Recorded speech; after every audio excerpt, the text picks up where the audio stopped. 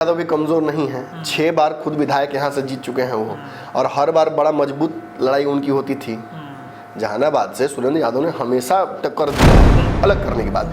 अभी तो प्रशांत किशोर का जो पैटर्न मुझे दिखा है, रामगढ़ वाला फैसला, वो देखकर तो मुझे लग गया कि ईवी डाक के तीने पात हैं। कल भी फैसला कर सकते थे। इनके पास एक बहुत बड़ा बढ़िया प्रत्याशी था, लेकिन इन्होंने एक बढ़िया प्रत्याशी को टिकट नहीं देकर ये साबित कर दिया कि भी जातीय वाला खेल खेलने में फंस जाएंगे। उसको नहीं हो गया। उसके पीछे कारण है, एक तरारी सीट अगर छोड़ दें जहाँ पे भूमिहार वर्सेस यादव है, मतलब भाजपा की तरफ से भूमिहार हैं सुनील पांडे के पुत्र, और जो राजू यादव हैं वो हैं सीपीआई की तरफ से, लेफ्ट की तरफ से। उस जगह पर जीता कौन? जो एक निर्दलीय प्रत्याशी लड़े, जिनको प्रशांत किशोर का भी सपोर्ट था, पप्पू यादव का भी कालांतर में सपोर्ट रहा है, और अन्य पार्टियों का भी एक सपोर्ट था। लोजपा में भी वो रह चुके हैं। किशोर तो है ही छौका लगाने के लिए, पचफोरना भी ऊपर से डालने के लिए कई लोग आ गए हैं। अब ओवैसी के चुनाव लड़ने की घोषणा करने के बाद 2 प्रत्याशी जो 2 जगहों पर उतार भी दिया उन्होंने, तो इसलिए जरूरी है कि तरारी एकमात्र सीट है जिस पर सेम जाति के प्रत्याशी नहीं भिड़ाए जा रहे हैं। हाँ, सुनील पांडे जीत जाते अगर कौशल विद्यार्थी वहां से नहीं लड़ते, या भाजपा अगर लड़ा देती सुनील पांडे को, तो निर्दलीय ही जब 62,000 वोट ला दिए थे और 73 पे जीत ही हुई है इस जगह से, तो ये सीट सुनील पांडे की सीट है।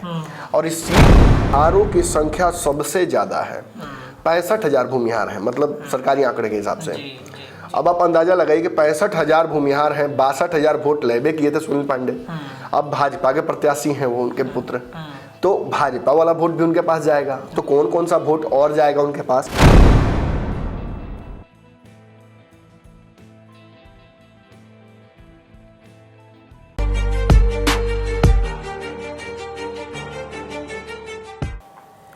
नमस्कार, पंचनामा देख रहे हैं आप, जहां पे हम करते हैं खबरों की चीड़फाड़। लेकिन आज के पंचनामा में कुछ विशेष चीड़फाड़ करेंगे, क्योंकि बिहार के 4 सीटों पर उपचुनाव हो रहे हैं। अलग अलग तरीके से प्रत्याशियों के नाम के अनाउंसमेंट तो किए गए, लेकिन ये प्रत्याशी कितने मजबूत हैं, कितना टक्कर एक दूसरे को दे सकते हैं, ये बताना और इस पर चीड़फाड़ करना अति आवश्यक हो गया है। जहां महागठबंधन के तरफ से ये प्रत्याशी जो दिए गए हैं बिल्कुल नए हैं। राजनीतिक रूप से इनकी क्या, जिस तरीके से कही जा रही है चर्चाएं, कितना ये मजबूत अपना पक्ष रखेंगे मैदान में, ये भी देखना बड़ा दिलचस्प होगा।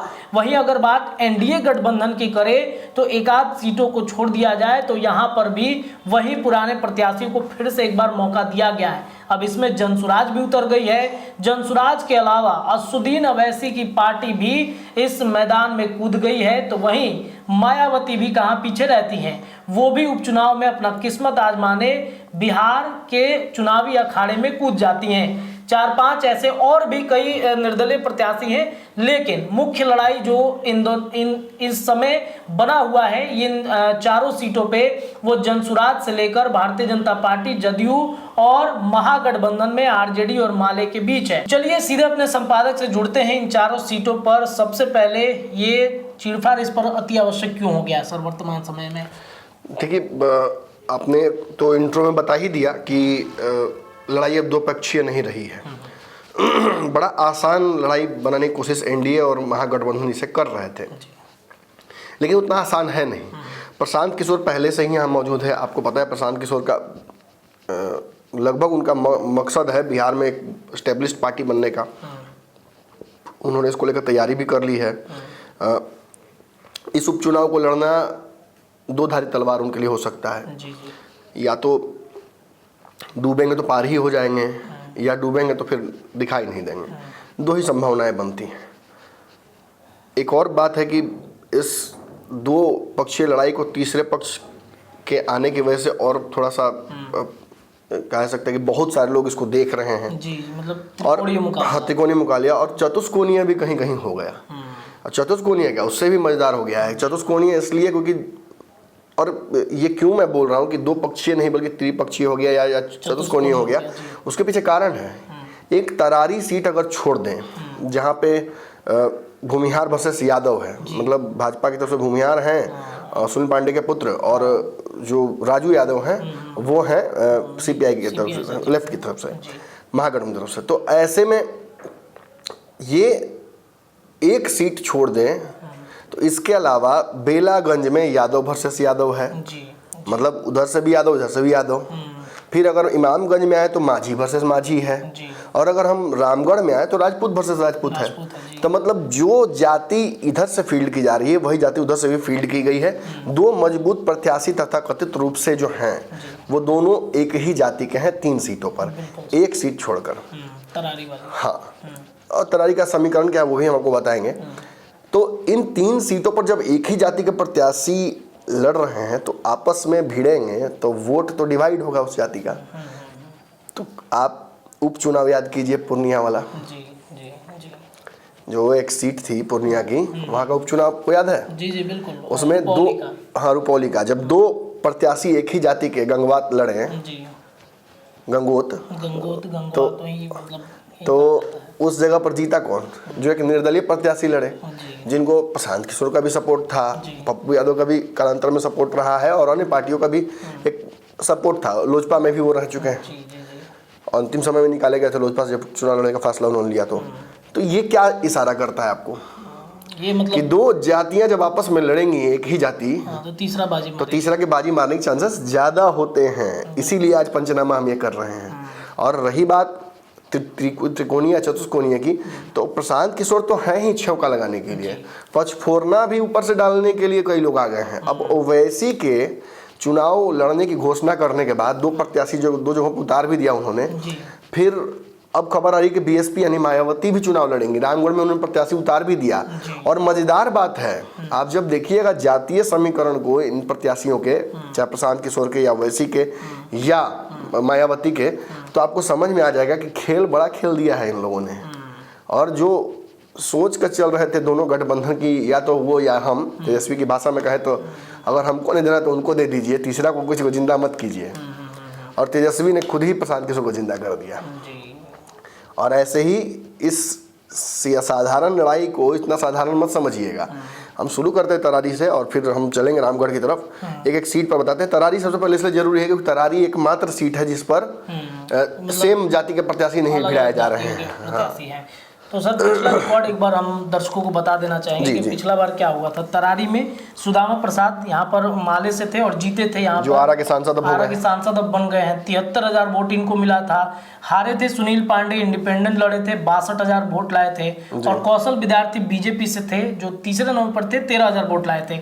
और दोनों के जो सुदामा प्रसाद और सुनील पांडे की जीत का मतलब अंतर जो तो इसको देखिए, इसको ऐसे आप नहीं कह सकते, इसको आपको ऐसा नहीं कह सकते कि कौशल विद्यार्थी को सुनील पांडे ने हराया, नहीं लड़ते तो नहीं तो जीत जाते कौशल विद्यार्थी। नहीं, इसको ऐसे कहना होगा कि सुनील पांडे जीत जाते अगर कौशल विद्यार्थी वहां से नहीं लड़ते। या भाजपा अगर लड़ा देती सुनील पांडे को, तो निर्दलीय ही जब 62,000 वोट ला दिए थे और 73 पे जीत ही हुई है इस जगह से, तो ये सीट सुनील पांडे की सीट है।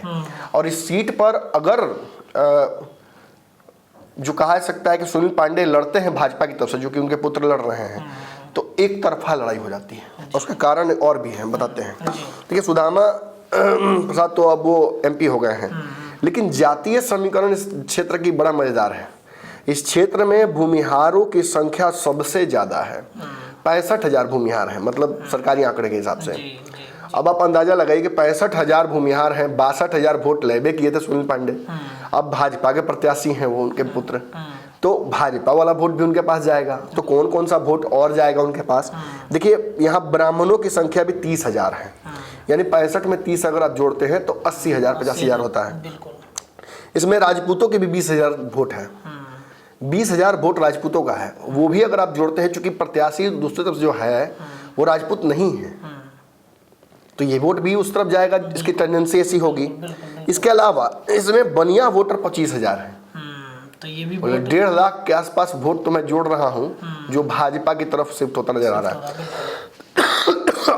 अब यह देखिएगा, यहाँ प्रत्याशी देना, इस सीट को लेफ्ट को देना मजबूरी थी, क्योंकि वहां से विधायक जीत कर एमपी बने हैं।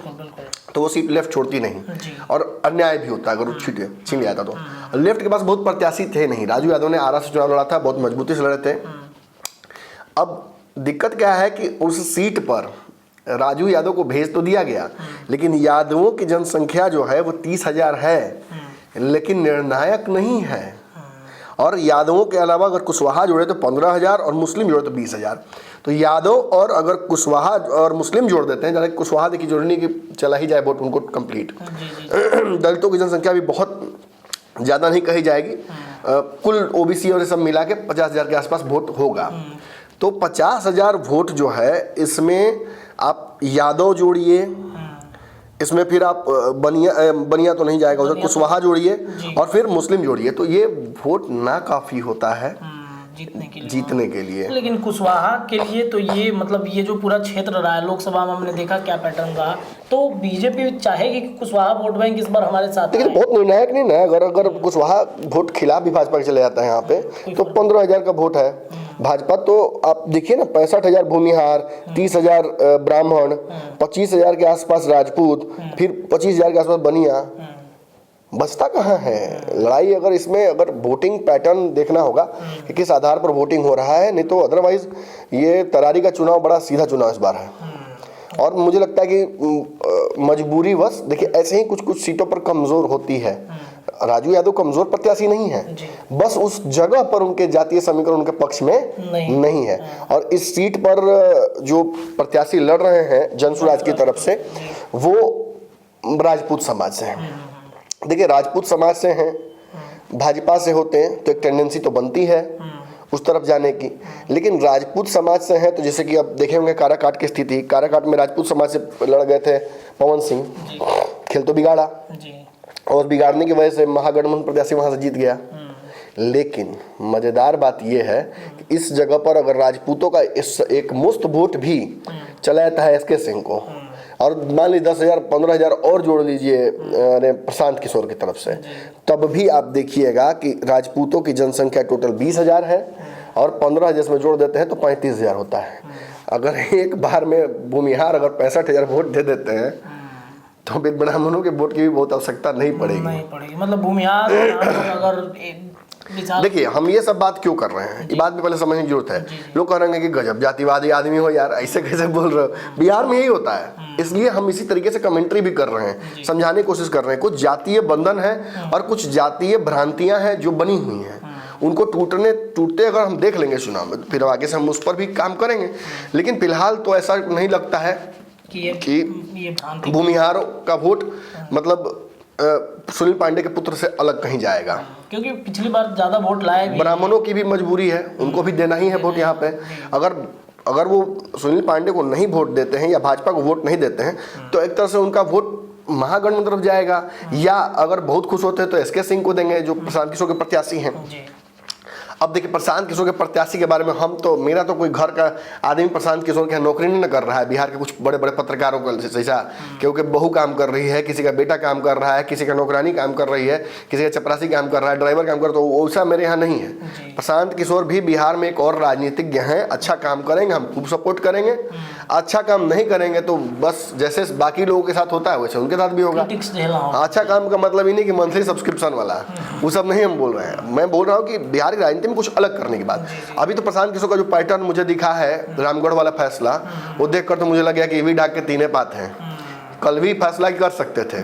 इनके पास एक बहुत बड़ा बढ़िया प्रत्याशी था, लेकिन इन्होंने एक बढ़िया प्रत्याशी को टिकट नहीं देकर यह साबित कर दिया कि भी जातीय वाला खेल खेलने में फंस जाएंगे। भले न जीतते, लेकिन कम से कम मैसेज तो सही देना चाहिए था। तो मुझे लगता है कि कई जगहों पर प्रशांत किशोर एकदम फ्लैट गिर रहे हैं। अभी सर इनके पास मान लीजिए कल प्रेस कॉन्फ्रेंस में उन्होंने कहा कि हम कल अनाउंसमेंट करेंगे, तो इसका मतलब उम्मीदवार ही नहीं है इनके पास। नहीं, उम्मीदवार तो गिना है ना, 4 गो उम्मीदवार गिना है, 5 गिना है, फिर 2 3 को बैकअप में गिना दिए हैं। और एक आदमी को है कि एक आदमी और है, इसके अलावा तबियत खराब था लेकिन एक और आदमी है हमारे, तो उन जो जिनके बारे में कहा कि बैकअप में है उन्हीं को दे दिया टिकट लास्ट में, जो कुशवाहा जी थे। अब खैर तरारी की बात हम कर रहे थे, तो तरारी में देखिए एसके सिंह का मुझे बहुत असर नज़र नहीं आ रहा है। मैंने लोगों से बातचीत की है, मुझे फ़ोन भी आया है, एसके सिंह को पहचानने से भी कुछ लोग इनकार कर रहे हैं। तो अब ऐसा है कि अब एसके सिंह को अगर खड़ा कर दिया जाए सुनील पांडे के सामने तो ये तो बाघ बकरी वाला खेल है भाई, इसमें तो नहीं टिकेगा। राजू यादव जरूर मजबूत कैंडिडेट है, लेकिन ही इज़ मतलब out of his comfort zone. वो जहां उनको चुनाव लड़ना चाहिए था वहां नहीं लड़ रहे हैं। खैर छोड़िए, उसमें क्या पढ़ना है, वो हमारा समस्या नहीं है। और सर इसमें एक सवाल है कि अगर असदुद्दीन ओवैसी की पार्टी उतारती है या बीएसपी कोई कैंडिडेट उतारेगा तब क्या होगा, क्या असर पड़ेगा? मुझे लगता है कि तरारी में बीएसपी शायद न उतारे, मुझे लगता है, क्योंकि रामगढ़ में इसलिए क्योंकि यूपी से नज़दीक है और वहाँ की आबो हवा थोड़ा सूट करती है मायावती को। रही बात ओवैसी की, तो ओवैसी तरारी में प्रत्याशी अगर देते हैं तो निश्चित ही उसका असर हो सकता है। लेकिन ओवैसी मुझे लगता है कि अगर प्रत्याशी देंगे भी तो मुझे कंफर्म लग रहा है कि यहाँ से मुस्लिम प्रत्याशी ही देंगे वो, और मुस्लिम का वोट यहाँ पर 20,000 है तो राजू यादव जी को ही समस्या हो जाएगी फिर तो। देखिए बहुत मुश्किल है कि सवर्ण प्रत्याशी यहाँ से खोज पाए ओवैसी। हालांकि एक कंफर्मेशन आया है उनकी पार्टी की तरफ से कि वो जो चुनाव 4 सीटों पर लड़ रहे हैं।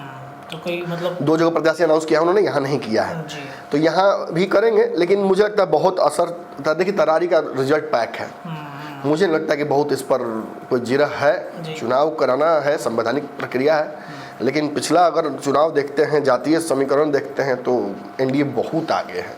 एक मास्टर स्ट्रोक था उनको भाजपा ज्वाइन कराना, और भाजपा में बैठे हुए लोगों ने भी यही पैटर्न देखा है कि जब निर्दलीय लड़के 62,000 लाते हैं, कौशल विद्यार्थी फ्लैग फेंकाए थे उनके सामने, तो मतलब ही नहीं बनता है किसी और को टिकट देने का वहाँ से। बिल्कुल, तो तरारी मतलब फिक्स अनंत सिंह वाला हाल है जी, अनंत सिंह वाला हाल है, हरा दे भाई, कहीं से रह के हरा, कहीं से हरा दे भाई। चलिए देखिए सर, अब बेलागंज की सीट पर आते हैं। बेलागंज की सीट बहुत मतलब चर्चा था इस सीट को लेकर के। इसमें जातीय समीकरण की अगर बातचीत करें बेलागंज में, तो सुरेंद्र यादव जो अब वहाँ पे सांसद बन चुके हैं जी, और आरजेडी से ये जीते थे, लगभग 80,000 वोट इनको आया था। अभय कुशवाहा और ये भी सांसद सर बन गए हैं, 55,000 वोट जदयू से लेकर आए हैं। और रामाश्रय शर्मा जो है बीजेपी से थे, 12,000 वोट लेकर आए थे, और दोनों के बीच का अंतर 23,000 था, सुरेंद्र यादव और अभय कुशवाहा के बीच का। तो इसको सर कैसे आप देखते हैं? अब तो दोनों सांसद बन गए, दोनों लड़ने वाले, एक दूसरे की खिलाफत करने वाले एक ही पार्टी से। देखिए मतलब जो बेलागंज में आपने बताया, यहाँ तो सीधी लड़ाई है, माने मनोरमा देवी और विश्वनाथ यादव। एक तरफ जहाँ सुरेंद्र यादव का जो यहाँ से एमपी बने हैं उनके पुत्र लड़ रहे हैं, वहीं मनोरमा देवी वहाँ से एक मजबूत मतलब परिवार से आती हैं, एक मजबूत घराने से आती हैं। तो सुरेंद्र यादव भी कमज़ोर नहीं हैं, 6 बार खुद विधायक यहाँ से जीत चुके हैं वो, और हर बार बड़ा मजबूत लड़ाई उनकी होती थी। जहानाबाद से सुरेंद्र यादव ने हमेशा टक्कर दिया है, अपने दम पर टक्कर दिया है, और उस जगह पर भी भूमिहारों की अच्छी खासी जनसंख्या है। लेकिन यहाँ खेल थोड़ा फंस रहा है फिर महागठबंधन के लिए। यादव वर्सेस यादव है। जब यादव है ही महागठबंधन की तरफ से, और इतना मजबूत यादव, खानदानी यादव, सुरेंद्र यादव का पुत्र, तो फिर लड़ाई तो बहुत सिंपल है, यादव उनको वोट करेंगे, यादव इग्नोर करेंगे मनोरमा देवी को। लेकिन मनोरमा देवी का भी व्यक्तिगत वहाँ पर जो रहा है राजनीति, वो यादवों से जुड़ा रहा है। और इतना कंट्रोवर्सी के बाद आज जदयू के देखिए, आज जदयू ने तो बाकायदा जारी किया श्वेत पत्र कि क्या मतलब क्यों ये जारी दिया जा रहा है टिकट। आप खुद देखिए, न्यायिक प्रक्रिया के तहत दिया गया है। ईडी और जो कुछ हुआ है ड्रामा, उसके बावजूद भी जदयू टिकट देती है उनको, तो ये यही साबित करता है कि जदयू के पास बहुत प्रत्याशी नहीं थे यहाँ से। और मुझे लगता है कि मनोरमा देवी भी अपना पूरा ताकत झोंक देंगी, क्योंकि उनको ये टारगेट भी, सुरेंद्र यादव से लड़ने में के लायक तो मनोरमा देवी निश्चित ही हैं, ये तो है। लेकिन यादवों की टेंडेंसी 100% होगी विश्वनाथ की तरफ, लेकिन इतना आसान नहीं होगा, क्योंकि यहाँ से जो प्रत्याशी लड़ रहे हैं जन सुराज से, वो हैं प्रोफेसर खिलाफत हुसैन। अगर खिलाफत हुसैन 15-20 हज़ार वोट का भी डेंट मार देते हैं मुसलमानों में और कुछ और जातियों में, तो ये बड़ा डैमेज कर देगा सुरेंद्र यादव के पुत्र को। इतना ही नहीं, यहाँ से ओवैसी भी प्रत्याशी अपने उतार रहे हैं, बिल्कुल, तो मोहम्मद जमीन अली। अब आप समझिए कि जो समीकरण जीत के लिए बहुत जरूरी है आरजेडी के लिए, वो समीकरण वो है MY। बिल्कुल, M तोड़ कर ले जा रहे हैं प्रशांत किशोर और ओवैसी, और वाई में थोड़ा बहुत डेंट तो मनोरमा देवी करेंगी। अब बाकी जातियों का हम जानते हैं कि भाई देखिए, बाकी जातियों की टेंडेंसी बड़ी महत्वपूर्ण है यहाँ पर। टोटल वोटर यहाँ 2,87,000 हैं, मुस्लिम 62,000 हैं, तो 62,000 मुस्लिम में 3 टुकड़ा करने की कोशिश की जाएगी, तो कितना वोट मिल पाएगा तेजस्वी को, ये देखना होगा। लेकिन इस वोट में से एक भी वोट तो जाने नहीं वाला है भाजपा के पास या जदयू के पास। फिर अन्य जो पिछड़ी जाति है वो है EBC, 20,000 के आसपास है। तो ये भी लगभग मुझे लगता है कि EBC की जातियाँ जो है 2 भागों में बंट ना जाए कहीं। जो ईबीसी, और देखिए ईबीसी का टोटल वोट यहाँ पे 30,000 के आसपास है, बनिया 10,000 है, कोयरी दांगी 25,000 है, राजपूत 15,000 है, भूमिहार 20,000 है और ब्राह्मण 5,000 है। यानी टोटल 40,000 के आसपास ब्राह्मण, भूमिहार, राजपूत का वोट है, जिसमें अगर बनिया जोड़ देते हैं तो टोटल 40,000 हो जाता है। 40,000 वोट आप अगर एक तरफ कर भी देते हैं जो मनोरमा देवी हैं उनकी तरफ, तो यादवों का एक मुश्त वोट 70,000 है और मुसलमानों का 62,000। यादवों का वोट अगर लेने में सफल है, बहुत आसान समझा रहा हूँ, अगर यादव एक तरफ हो जाते हैं सुरेंद्र यादव की तरफ, इसमें वो सफल हो जाते हैं, तब मुसलमानों के वोट पर भी बहुत उनको डिपेंड नहीं रहना पड़ेगा, क्योंकि कोई दांगी और ये जो बाकी जातियाँ हैं इनका वोट वो ले लेंगे। मुझे पता है इस क्षेत्र में पहले भी पैटर्न हमने देखा है कि रहा है एनडीए के खिलाफ, और कई यहाँ पर लोकल फैक्टर्स काम करते हैं। एनडीए के जो प्रत्याशी हैं जदयू के, इनको हराने में वहाँ कई लोग लगेंगे जिनका मैं नाम भी नहीं ले रहा हूँ, समझने वाले के लिए सारा काफ़ी। कई लोग चाहेंगे कि इस क्षेत्र में खेल फिर हो जाए, बेला में खेला, हाँ खेला फिर हो जाए, पूर्व में से रहा है बेला के खेला, हाँ बेला का खेला, तो इस जगह पे खेल हो सकता है। जो पिछड़ी जातियां हैं, अनुसूचित जाति, वो 50,000 है। एक मजेदार खेल जरूर बताना चाहूँगा इस जगह पर। इस जगह पर जो यादवों के अलावा दलितों का एक बड़ा वोट बैंक है, तो बड़ा महत्वपूर्ण हो जाता है यहाँ पर चिराग पासवान का रोल। चिराग पासवान की अगर रैलियाँ होंगी, अगर उनकी सभाएं होंगी, तो मुझे लगता है मनोरमा देवी को फ़ायदा होगा, लेकिन कितना चिराग मदद करेंगे वो तो देखना होगा। तो ये सीट मतलब मान के चला जाए कि पैरेलली मैं इस सीट पर देखिए सीधा हिसाब किताब करते हैं। जीत अगर ज़्यादा चांसेस आप मुझसे पूछिएगा तो विश्वनाथ यादव के चांसेस हैं। विश्वनाथ यादव को दो ही समस्याएं यहाँ पर रोक सकती हैं जीतने से। एक, यादव का वोट न टूटे, कंप्लीट इनके पास आना चाहिए। दूसरा, मुसलमानों में चूंकि प्रोफेसर खिलाफत हुसैन और जमीन अली हैं, दो पार्टियां यहाँ से, और प्रशांत किशोर की पार्टी तो मेहनत करेगी, ये तो है, और जमीन पर उतरेंगे वो, तो डोर टू डोर वो करेंगे। तो जो 60-62 वोट है मुसलमानों का उसमें सेंधमारी तो होगी, लेकिन ज़्यादा सेंधमारी ना हो। कम से कम 50% भी उस वोट बैंक को अपने तरफ अगर कर लेते हैं विश्वनाथ यादव, तब तो निश्चिंत रहिए कि जीत उनकी होगी। लेकिन मुसलमानों का इन क्षेत्रों में एक टेंडेंसी डेवलप नहीं हुई है जनसुराज की तरफ, तो हो सकता है हो गया था टिकट बंटवारे को लेकर, कुर्सी तक चल गया, हो सकता है कि जनसुराज यहाँ बाजी इस मामले में मारे। तो प्रशांत किशोर यहाँ भी कोई बहुत हस्तक्षेप नहीं कर रहे हैं, लेकिन जीत हार में एक रोल प्रशांत किशोर का थोड़ा सा आ गया यहाँ पे, जो आपको तरारी में बिल्कुल नहीं दिखा था। बिल्कुल। तो यहाँ आते आते प्रशांत किशोर थोड़ा मैंने मजबूत हो पाए। लेकिन प्रत्याशी इनके इतने बुजुर्ग हैं कि डोर टू डोर कैंपेन जो प्रशांत किशोर के लिए प्राणवायु होगा, वो कितना कर पाएंगे, मैं वही सोच रहा हूँ। जिस दिन से पहली बार तस्वीर उनकी देखी थी, जो बिहार के पत्रकार ने कहा था कि तो नए नए तोपची लाएंगे, एक से एक तोप छोड़ेंगे, गोला छोड़ेंगे, और जब इनका तस्वीर देखे तो हम कहें कि क्या मैंने नहीं होता है। गांव देहात में लोग शादी भी जब होता है तो कहता है लोग कि बारात कुछ खास साजल नहीं खे, ऑर्केस्ट्रा में दम नहीं खे, खानो सादे सुदा रहे, ठीक बा, ब्राह्मण भोज रहे, उतना ना रहे गड़बड़, व्यवस्था ठीक है, मिला जुला के रहे, ढेर ठोंगा ठेपी ना रहे। लेकिन देखो हमनी के तहे से खुश बनी जाए कि दुल्हा ठीक बा, लड़का ठीक मिलल बा, दामाद बढ़िया आयल बड़े, उनका छवि देख के मैंने 5 मिनट कहती सुकून होता। अच्छा हमनी को उसे का ले दे, परिवार खुश रहे, बढ़िया घर में लड़की जाए, दामाद ठीक होके, तो नए नक्श के ठीक बारे, व्यवहार के भी ठीक लगले है, बस ये बोल के महिलाएं धीरे से खसक जाती हैं। तो हम कह रहे हैं कि जब बाकी का ताम झाम का हम क्या करेंगे, कापर करूँ सिंगार पियोवे मोरान हर। मैं ये नहीं कह रहा हूँ कि खिलाफत हुसैन या किसी बुजुर्ग नेता को टिकट नहीं मिलना चाहिए। इस देश के प्रधानमंत्री ही जब उतने एज के हैं तो बाकी सब बातें बनती कहाँ से हैं, वो तो सब बनावटी हैं। लेकिन जो लड़ाई थी, जो प्रशांत किशोर ने दावा किया था कि हम युवाओं के पास जा रहे हैं, गरीब आदमी को चुनाव लड़ाएंगे, फलाना है ढिमकाना है, सब फोफी निकल गई, सब फोफी निकल गई। खोज खोज के ला रहे हैं आपकी, ये बेंगलोर गए हैं, ये विदेश आए हैं, चंद्रमा पर से आ रहे हैं घूम के, 50 साल वहाँ नौकरी किए, 100 साल वहाँ नौकरी किए। अरे मर्दे, तो फिर आप लड़ाए कहाँ गरीब आदमी को? बिहार में तो 4 गो टुटपुंजिया चिरकुट पत्रकारों ने घेर लिया है आपको।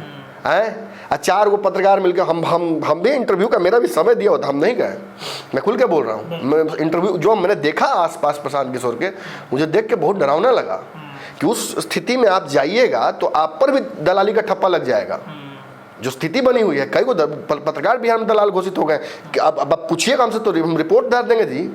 हमको पता है ना, हम बहुत इस मामले में दूसरे टाइप के हैं। कितना लोग का दुकान बंद करा देते हैं, बड़का एथी हो, हमको फर्क नहीं पड़ता है। मेरा तो छोटा सा गुमटी है, ठेलिएगा फिर उठा के खड़ा कर देंगे, 4 गो बांस पीटेंगे, लगा देंगे। लेकिन सच्चाई है कि बड़े बड़े पत्रकार बिहार में 100% प्रशांत किशोर की दलाली में लग गए हैं और डर के मारे उनका हालत खराब है। मैंने जिस दिन पंचनामा किया उस दिन से अब साबित करने में लग गए हैं कि नहीं हम प्रशांत जी के साथ नहीं है। अरे तो भाई, किसी का बेटा, किसी की बहू, किसी की बेटी कैसे नौकरी कर रही है प्रशांत किशोर के यहाँ जी? अभी क्यों शुरू हुआ? आप इंटरव्यू ले जाते हैं, अगले दिन आपके बेटा बेटी काम करने लगते हैं प्रशांत किशोर के यहाँ है। ये आपदा में अवसर खोजना बोलते हैं इसको। बिहार के पत्रकार एक से एक है भाई। ये एक तरीके से आप एक बार, मुझे याद है इसी पंचनामा में कह रहे थे कि इसी बहाने कम से कम प्रशांत को नपा जाए हैं। हाँ बिल्कुल, ठीक है, तो अच्छी बात है। जिसने भी राय दी, मैं कहा तो कि जिसने भी राय दी कि उपचुनाव लड़े प्रशांत किशोर, आहा सोना पर सुहागा, नपा जी अच्छा ना है। देखिए, खिलाफत हुसैन हो या कोई और प्रत्याशी हो, प्रशांत किशोर को थोड़ा सा हिम्मत दिखाना चाहिए था। यहाँ काम बिगाड़ना प्रशांत किशोर का मकसद नहीं होना चाहिए। क्या भाजपा को रोक दिया ना, ये चिराग पासवान वाला खेल मत खेलिए। चिराग पासवान के पास बहुत बड़ी राजनीतिक पूंजी थी, उनके पिता की लेगेसी बहुत बड़ी है और उस लेगेसी का वारिस मैं एक फर्स्ट डे 1 से बोल रहा था कि चाचा भतीजा मौसा नहीं हो सकते हैं। It can only B Chirag Paswan.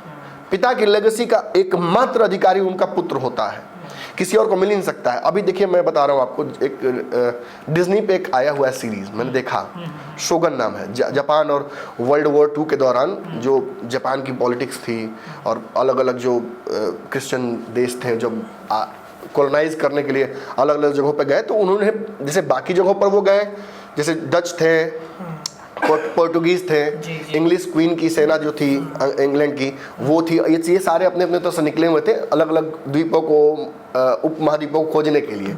तो इसी दौरान कोई जैसे डच आए तो हमारे यहाँ पहुँचे पहले, फिर अंग्रेज पहुँचे, उसी तरह से और भी पुर्तगीज़ भी हमारे यहाँ आए, तो वो बंदरगाहों तक सीमित रह गए क्योंकि यहाँ ईस्ट इंडिया कंपनी पहले ही ट्रेड करने लगी थी, अंग्रेज करने लगे थे, क्वीन करने लगी थी यहाँ पे, और धीरे धीरे उन्होंने हमारे पॉलिटिक्स में इंटरफेयर किया। तो हमारा सनातन से जुड़ा हुआ था और हम एक मुगल काल के दौर के बाद वो जब अंग्रेज आए तो हम ऑलरेडी इंटरनली थोड़े डिवाइडेड थे, तो हम पर शासन कर पाना बड़ा आसान हुआ अंग्रेजों के लिए। ये गंगा जमुना कहना अपनी जगह पर है, लेकिन हम थोड़े उसमें उस दौर से गुजर रहे थे जब बड़े कहा जा सकता है कि हम पर कोई भी छवि दिख सकती थी किसी की, तो उन्होंने अपनी छवि हम पे थोप दी। अब इस जो सीरीज़ मैंने देखा है उसमें उसकी चर्चा मैं क्यों कर रहा हूँ, इसमें शोगन जो सीरीज़ है इसमें अलग अलग फैमिलीज़ जो हैं जापान की, जो रॉयल फैमिलीज़ हैं, उनके बीच में एक सबसे बड़ी टाइटल शोगन के लिए लड़ाई होती है। राजा किन्हीं स्थितियों में मर जाते हैं और राजा का एक पुत्र होता है जो कि बहुत नौनिहाल होता है, बच्चा होता है, छोटा होता है, तो उनके भाई को नेचुरल सक्सेशन में मौका मिलना चाहिए। लेकिन डच, पोर्टुगीज़ ये सारे जो वहाँ पहुँचकर ट्रेड कर रहे थे, इस दौरान इनका इंटरफेरेंस इसमें बढ़ गया था। तो इन्होंने जापान को अनसेटल करने के लिए राजा के आसपास के लोगों को एहसास करा दिया कि ज़्यादा दिन तक ये जो राजा का पुत्र है उसको राजा नहीं बनने देंगे, ये अगर इनके भाई बन जाते हैं तो किसी तरीके से उनको मरवा देंगे या उनको निपटा देंगे ताकि यही राजा बन सके और इनके ही पीढ़ी के लोग आगे बनते चले जाएं। तो और उसमें चूँकि पुर्तगाल का बड़ा क्योंकि सच्ची घटनाओं पर आधारित है, तो पुर्तगाल का बड़ा इंटरफेरेंस था। इंग्लैंड की सिपे बाद में पहुंची थी, तो उस समय तक क्रिश्चियन कॉलोनीज वहाँ पर इस्टेब्लिश हो गई थी और इसमें यही इस्टेब्लिश कराया गया कि राजा के बाद, और जो सीरीज का अंत हुआ उसमें ये समझ में आ गया कि भले ही वो कितना भी लड़ लें, लेकिन नेचुरली जो उत्तराधिकारी उस राजा का है वो तो उनका बेटा ही न है। शोगन का जो टाइटल है वो तो उनके बेटे को ही मिलना है। आप लड़ कर ले सकते हैं, लेकिन आपके साथ लोग क्यों जल्दी आएंगे? यही हाल है, कहीं ना कहीं यही इस बिहार की राजनीति में भी बहुत सिंप्लीफाइड तरीके से मैंने समझाने की कोशिश की, लेकिन होता है हम कॉम्प्लिकेट कर दिए। तो उस बड़ी कॉम्प्लिकेटेड सीरीज भी है। हाँ, थोड़ा सा मतलब लेकिन हाँ, अगर आप पॉलिटिक्स समझते हैं तो डिप्लोमेसी समझते हैं और उस वक्त के वर्ल्ड वॉर और हिस्टोरिक चीज़ों को देखना चाहते हैं, पसंद करते हैं, उस समय की राजनीति में तो रुचि इसमें ये था कि उस वक्त की राजनीति कैसी होती थी, डिप्लोमेसी कैसे होता था, जब किसी देश में जाते थे अंग्रेज या डच या पोर्टुगीज, तो वो कैसे उस देश पर पूरा काबू कर लेते थे एक बिजनेस के माध्यम से। तो हम तो नहीं ये सब चीज़ देखते रहते हैं। उतना कौन समझेगा। नहीं, मेरा ग्राफ ये है कि हम सबसे छोटी चीज़ों को भी मैं ऑब्जर्व करता हूँ, सबसे ऊपर वाली चीज़ों को ऑब्जर्व करने की कोशिश करता हूँ, ताकि दर्शकों को सब कुछ सच सच बता सकूँ। बाकी लोग के उतना डीप में जाना पड़ेगा ना डीप में जेबे करता है लोग, डीप में ज़्यादा तभी तो बाल बच्चा का नौकरी लगा दे रहा है लोग, बताइए। सर सत्य इमामगंज की सीट पर आते हैं। ये सीट वर्तमान में परिवारवाद और विवादित हो गया है, तो इस सीट पर जानना, समीकरण पिछली बार की तरह जानना जरूरी है। ये भी एक ऐसी सीट है जहाँ पर दोनों प्रत्याशी एक ही जाति है, दोनों बड़े गठबंधनों से। जीतन राम मांझी जो कि अब गया से सांसद हैं, 78,000 वोट लेकर आए हैं। उदय नारायण चौधरी आरजेडी से थे, 62,000 वोट लेकर आए थे। और कुमारी शोभा सिन्हा एलजेपी से थी, जो 14,000 वोट लेके आई थी। यहाँ पर 16,000 वोटों का अंतर था। और इस बार इमामगंज में परिवारवाद का खूब आरोप लग रहा है। जीतन राम मांझी की बहू हैं दीपा मांझी, और इमामगंज से रोशन कुमार मांझी हैं। इसके अलावा जनसुराज से डॉक्टर जितेंद्र पासवान है। इधर AIMIM से कंचन पासवान है। मतलब पूरा दलित का पूरा लाइन लगा हुआ है सभी पार्टियों से।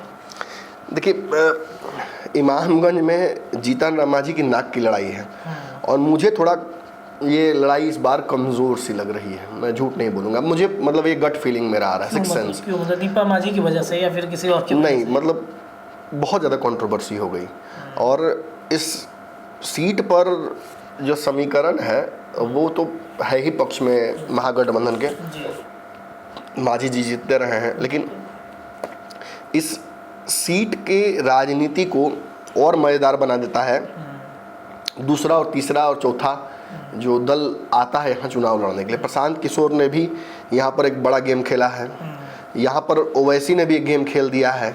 इस सीट पर जो टेंडेंसी है वोट डिवाइड की, वो एनडीए के वोट काटने की दिख रही है मुझे, बाकी प्रत्याशियों की। मांझी रडार पर चढ़ गए हैं, और एक जाति जो बड़ी निर्णायक हो जाती है मांझी जी के सपोर्ट में, वो है दलित जाति। दलित जाति में पासवान और रविदास, ये दो जातियां हैं जो चिराग पासवान में अपना नेता देखती हैं। और चिराग पासवान से अभी जो 36 का आंकड़ा हो गया है मांझी परिवार का, वो इसमें बहुत बड़ा बाधक बनेगा। मुझे लगता है कि चिराग पासवान शायद जाएं यहाँ सपोर्ट करने, और जाएं भी तो कितना मन से करेंगे ये भी बहुत क्वेश्चनेबल है। उनके जीजा ने कल ही परसों आरोप लगाया था मांझी जी के कैंडिडेट सिलेक्शन पर। हाँ, बहुत सारे मुद्दों पर दोनों का विरोध है। मेन तो है कि मोदी जी और चिराग का जो रिश्ता है, उस रिश्ते से कई लोगों को भी थोड़ा हिचक होता है। अब मांझी जी चिराग और मोदी के रिश्तों के बीच में अगर कुछ हो रहा हो ऊंच नीच, तो उसमें अगर इन्वॉल्व होंगे तो ऑब्वियसली चिराग को भी अच्छा नहीं लगेगा ये। और जिन मुद्दों पर मांझी और चिराग की राजनीति बिहार में बेस्ड है, उन्हीं मुद्दों को लेकर भी वो थी, तो मांझी जी भी मजबूर हैं। तो मांझी जी को भी ब्राउनी पॉइंट लेना है, क्या बोलते हैं उसको, लूज शॉट उनको भी खेलना है। एक दो मौका मिलता है, नो बॉल मिल जाए, फ्री हिट मिले तो बढ़िया। सर जब सवाल किया गया कि क्या आप जा रहे हैं गठबंधन के प्रचार में, तो उन्होंने इस बात को कहा कि हम एनडीए को मजबूत करने के लिए हर जगह जाएंगे। हाँ, तो मैं वही कहा कि जाएंगे कि नहीं जाएंगे ये भी क्वेश्चनेबल है। जाते हैं तो कितना मन से करते हैं, क्योंकि पिछली बार दूध का जला छाछ भी फूंक के पीता है। पिछली बार गया में जो मांझी जी के लिए मेहनत की है चिराग पासवान की पार्टी ने, मैंने तो आँख के सामने देखा है। मैं नहीं उसको इग्नोर कर सकता, मैं नहीं देखता तो मैं नहीं बोलता। मैंने देखा कि भूमिहार और राजपूत और जो पासवान जाति के लोग हैं, उनको कितना एकजुट करके रोज सुबह में क्लास उसी तरह से बुला के लगाना, रोज लोगों को बोलना कि भाई देखिए। और मांझी जी कितने खुश हो गए थे, वो आपने देखा होगा उस चीज़ से कि उन्होंने कैसे अनाउंस कर दिया था कि भाई बिहार का भविष्य है। तो ऐसे थोड़ी होगा, कुछ मिला होगा तब ना मांझी जी भी दिए ये बयान। अब देखिए, इस जगह के जातीय समीकरण को यह समझते हैं। निश्चित ही दोनों प्रत्याशी मांझी हैं, उसका एक कारण भी है। यहाँ 70,000 वोट मांझी का है, जो बहुत निर्णायक वोट होगा। मांझी का वोट किस तरफ जाएगा ये कहना बहुत मुश्किल नहीं है। जीतन राम मांझी इन्फ्लुएंस करेंगे, लेकिन जो दूसरा प्रत्याशी भी है रोशन वो भी तो मांझी ही है। बिल्कुल। और मेरी बात राजद के लोगों से हो रही थी तो वो बता रहे थे कि बहुत जमीनी कार्यकर्ता हैं। बिल्कुल मांझी जी जहाँ ऊपर ऊपर के नेता हैं वहीं नीचे नीचे के नेता यही हैं। जी। ये घूम घूम कर लोगों को मदद कराते हैं, इलाज से लेकर सरकारी स्कीम का फायदा उठाने तक जमीनी कार्यकर्ता हाँ सब हैं। काम ये लगे रहते हैं। तो एक प्रेजेंस तो इनकी है। अब देखिए दांगी वोट यहाँ पर 40,000 है, ये भी एक निर्णायक वोट बैंक है। लेकिन यूजुअल टेंडेंसी इस तरफ एनडीए की तरफ होगी इनकी। लेकिन अगर वहाँ पे एक दांगी नेता है जिनके बारे में मैं जानता हूँ, जो इंडिपेंडेंट चुनाव लड़ने की कोशिश कर रहे थे लेकिन नहीं लड़ पाए इस बार, अच्छा तो हो सकता है कि उनकी मदद ली जाए। जी उनकी मदद इंपॉर्टेंट हो जाएगी, किधर से ले देते हैं अपनी सेवा, वो इंपॉर्टेंट हो जाए। पासवान 18,000 है और जो रविदास समाज जाति है वो 17,000 है। वैश्य 24,000 है। राजपूत, भूमिहार और ब्राह्मण 8,000 9,000 के हिसाब से मिलाकर ये तीनों हैं। तो मान के चलिए कि 25,000 के आसपास इनका वोट टोटल 25 से 28,000 के बीच में है। मुस्लिम 28,000 हैं। अन्य जातियाँ यहाँ पर 63,000 के आसपास है।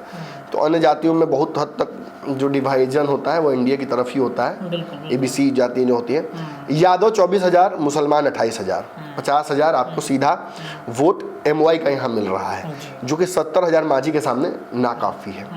पासवान और जो दुसाद जाति है, पासवान और जो रविदास जाति है, इनकी जनसंख्या 18,000 17,000 है, यानी 35,000 के आसपास ये है।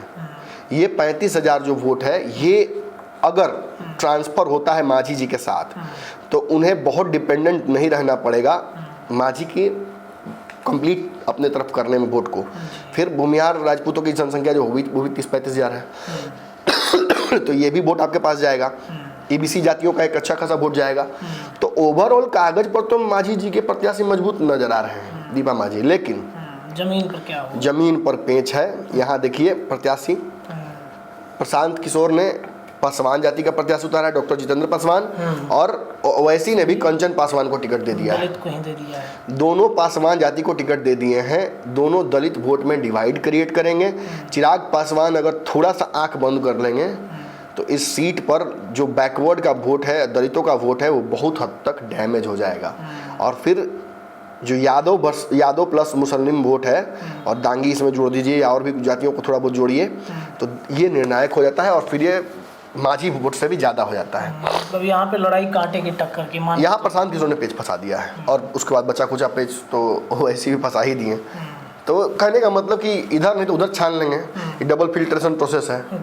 वोट को छांटने की कोशिश की जाएगी और 3 चीज़ें नेगेटिव जाएंगी। एक तो चिराग पासवान से मांझी का थोड़ा कच जो होना है हुआ है वो। तो दीपा मांझी के लिए तो ऑल द बेस्ट है, लेकिन दीपा मांझी का गलत टाइम पर चुनाव लड़ रही है, मैं यही कहूँगा। यही 3 महीना पहले होता, 2 महीना बाद होता तो शायद परिस्थितियाँ अलग होती। दीपा मांझी क्लीन स्वीप कर जाती, लेकिन अभी तो पेच फंस गया है, सच पूछिए तो। चलिए अब रामगढ़ की सीट पर बढ़ते हैं। ये सीट हॉट सीट मानी जा रही है सर इस उपचुनाव में। और रामगढ़ की सीट की बात पिछले बार की करें, सुधाकर सिंह आरजेडी से थे, अब सांसद हो चुके हैं बक्सर से, और 58,000 वोट इनको आया था।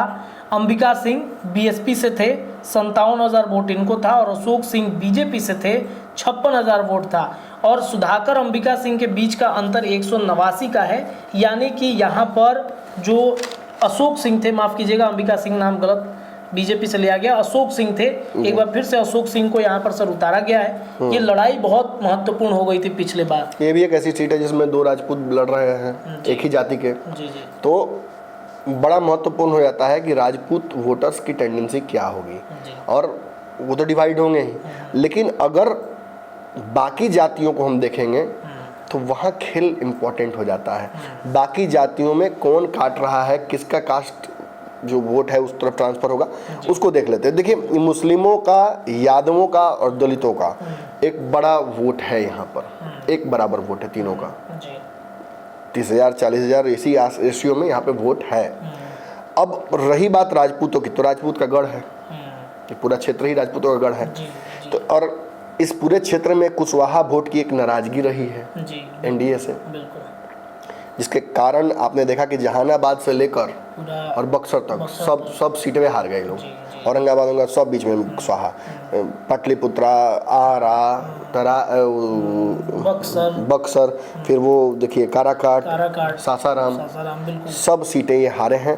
तो बड़ा महत्वपूर्ण हो जाता है कि 2 राजपूत प्रत्याशी हैं, राजपूतों की जनसंख्या अच्छी खासी है। ठीक है, मैं मानता हूं कि एक हद तक जो वोट बैंक है राजपूतों का, उसको आप इस तरफ ट्रांसफ़र करने की कोशिश करेंगे, लेकिन क्या राजपूत अभी भी पवन सिंह वाले मैटर की वजह से नाराज हैं? एक सवाल खड़ा होगा ना। एक फैक्टर जो सडनली डेवलप हुआ है पिछले 6 महीने में, इस फैक्टर को भी इग्नोर नहीं किया जा सकता है। इस क्षेत्र में ब्राह्मण वर्सेस राजपूत होता रहता था।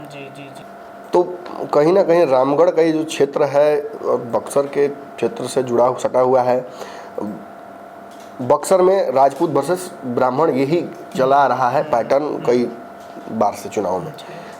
जगदानंद सिंह एक बहुत बड़ा फैक्टर रहे हैं, कई बार लगा कि जीत जाएंगे, अश्विन चौबे हार जाएंगे। इस बार अश्विन चौबे का टिकट काट दिया, जिस व्यक्ति को रिप्लेस करके दिया वो भी कुछ नहीं कर पाए और उल्टा और मिट्टी पलित करा दी।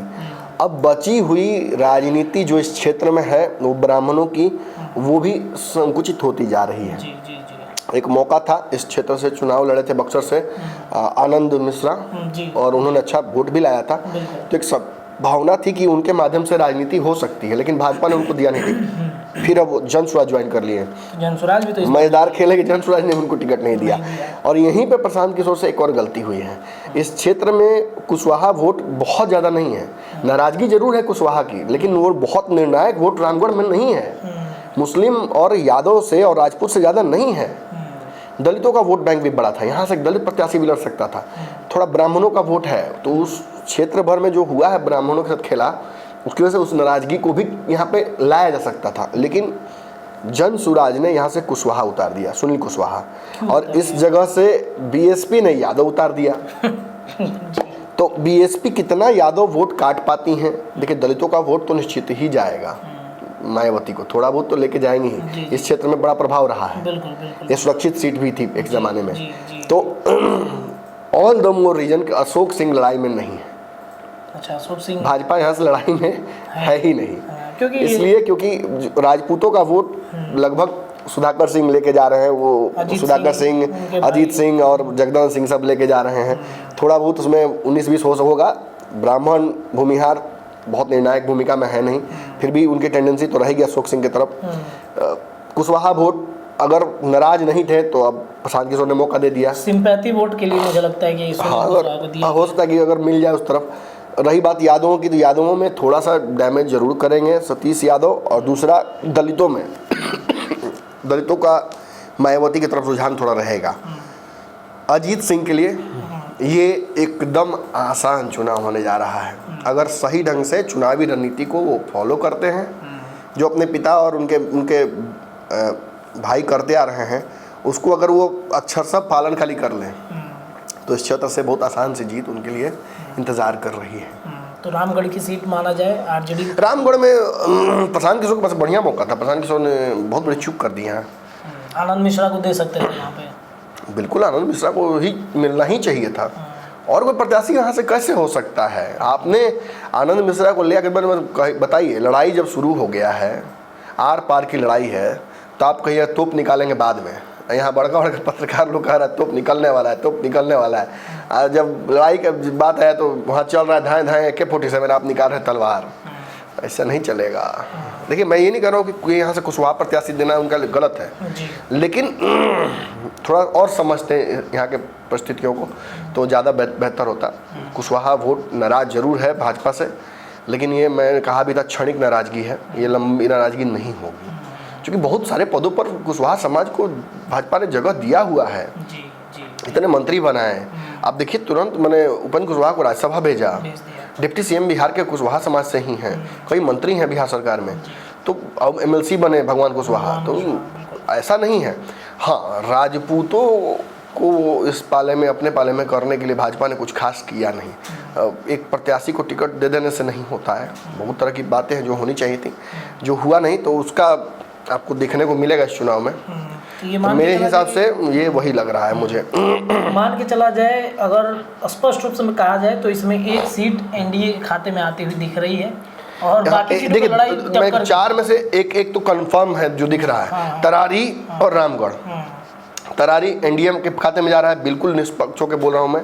और रामगढ़ निश्चित रही है कि महागठबंधन की तरफ जाता हूँ, मुझे दिख रहा है। इसमें ये 2 सीटें कंफर्म लग रही हैं। बाकी इमामगंज और बेलागंज में खेला होगा, यहाँ संभावनाएं हैं। अगर आप इमामगंज के बारे में पूछिएगा तो मैं ज़्यादा थोड़ा एनडीए की तरफ बोलूँगा, लेकिन सिक्स सेंस मेरा पता नहीं क्यों दीपा मांझी से अभी से सिंपैथाइज करने लगा है। अभी से सिंपैथी मोड में चला गया है। अब रही बात बेलागंज की, तो बेलागंज में देखिए प्रशांत किशोर क्या खेल कर पाते हैं, बाजी मारते हैं कि नहीं। हाँ, बेलागंज में उतना बड़ा लेगेसी है सुरेंद्र यादव का, उसको चुनौती दे पाना बड़ा मुश्किल है। एमपी वहाँ से ये सारी सीटें जो हैं, केवल इमामगंज छोड़ दिया जाए तो इन सारी सीटों पर तो महागठबंधन ही जीता हुआ था पहले और इस बार भी लोकसभा चुनाव में बहुत उन्हीं के पास थी। चलिए, तो ये 4 सीटों पर होने वाले उपचुनाव के समीकरण और समीकरण के आधार पर वर्तमान में क्या होगा, इस पर चीरफाड़ हम कर रहे थे। 4 सीटों पर आपकी क्या राय है, अपनी राय कमेंट में रखिएगा। देखते रहिए पंचनामा। बहुत बहुत धन्यवाद।